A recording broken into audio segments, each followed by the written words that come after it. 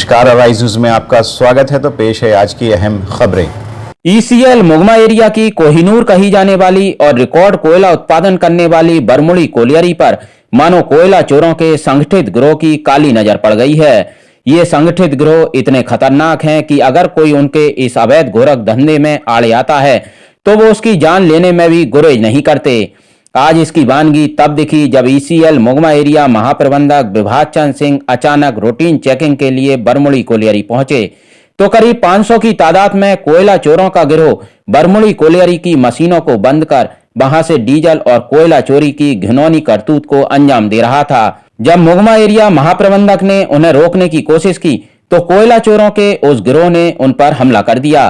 किसी तरह महाप्रबंधक विभास चंद सिंह तो उन खूंखार लुटेरों से अपनी जान बचाने में सफल रहे, लेकिन उनकी सिक्योरिटी टीम के एक सब इंस्पेक्टर गोविंद मिश्रा को उन लुटेरों ने लाठी डंडों से बुरी तरह पीटा, जिससे वो गंभीर अवस्था में अस्पताल में भर्ती हैं। इसके साथ ही उन लुटेरों ने ईसीएल सिक्योरिटी टीम की 4 गाड़ियों को बुरी तरह क्षतिग्रस्त कर दिया।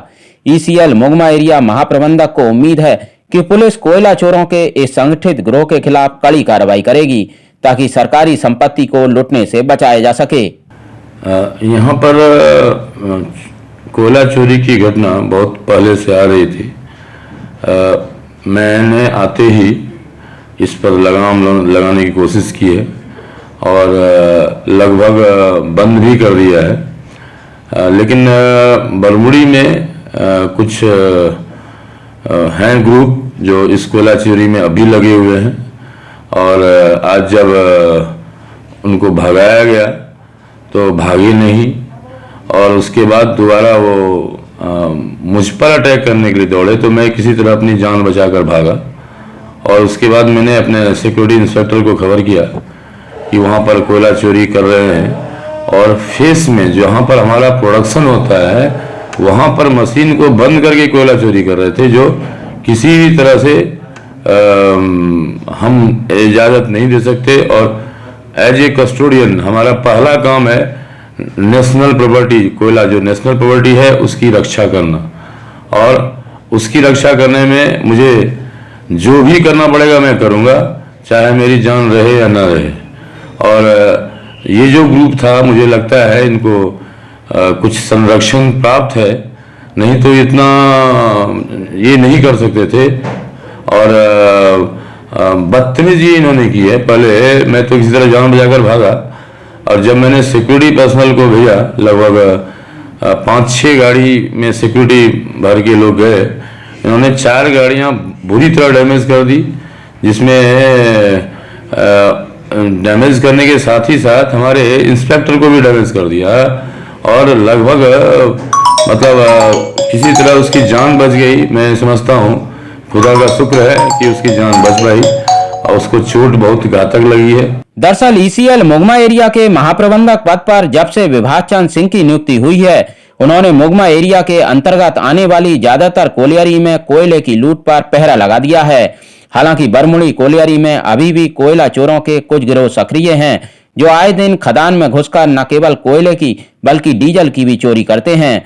ईसीएल मुगमा एरिया महाप्रबंधक विभास चंद सिंह का कहना है कि कोयले की इस लूट के पीछे कोल माफिया से जुड़े कुछ लोगों का हाथ हो सकता है, लेकिन जीएम रहते हुए वो किसी भी कीमत पर सरकारी संपत्ति की लूट नहीं होने देंगे, चाहे इसके लिए उनकी जान ही क्यों ना चली जाए। उम्मीद है कि ये जो ग्रुप था, ये ग्रुप बहुत ही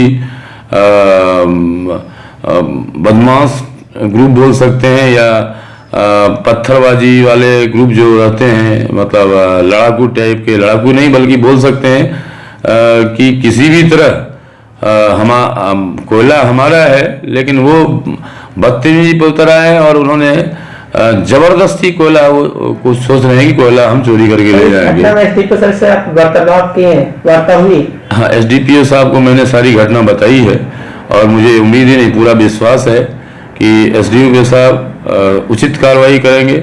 उचित कार्रवाई बल्कि कड़ी कार्रवाई उनको करनी पड़ेगी, तभी, अदरवाइज उनका चोरों का मन इतना बढ़ा हुआ है, पता नहीं किसका संरक्षण प्राप्त है, लेकिन लगता तो है।